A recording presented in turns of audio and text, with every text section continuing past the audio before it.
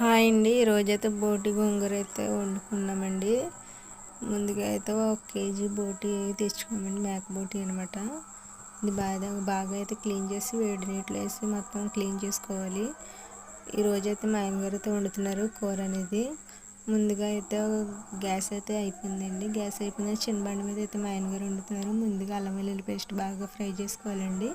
Smell అనేది మనకి బాగా ఫ్రై అయ్యేదాకా వేయించుకున్న తర్వాత ఉల్లిపాయ పచ్చిమిరపకాయలు అలాగే కొంచెం సాల్ట్ అనేది వేసి బాగా మగ్గనివ్వాలండి. సాల్ట్ అనేది ముందుగా వేస్తే బాగా ఉడుకుతుందండి ఉల్లిపాయ అనేది. తర్వాత కొంచెం పసుపు అలాగే టమాటాలు వేసిన తర్వాత బోటీని అయితే మనం క్లీన్ చేసుకుని మళ్ళీ వాటర్ క్లీన్ చేసుకున్న తర్వాత అందులో యాడ్ చేసేయాలండి.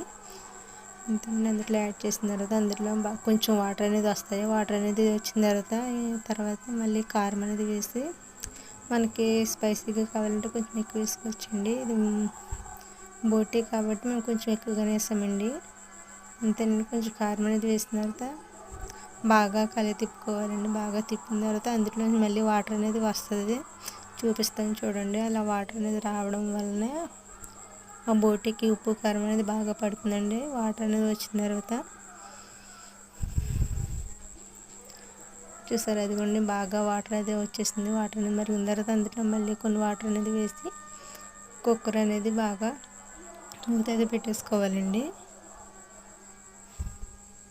ఆయన అయితే మరీ తిప్పుతున్నారు, ఇంకా వాటర్ అనేది వస్తున్నాయని. చూసారా, చాలా వాటర్ అనేది వచ్చేస్తుందండి.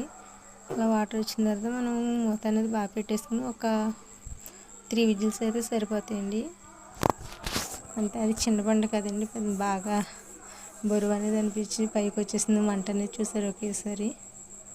అంతేనండి, 3 విజిల్స్ వచ్చిన తర్వాత దగ్గర అయిపోయిన తర్వాత మనం గోంగూర అనేది ముందుగా ఉడకబెట్టుకొని అందులో యాడ్ చేసుకోవడం అండి. బాగా నేనైతే పుల్ల గోంగూర అనేది తీసుకున్నాను, బోటి గోంగూర అని.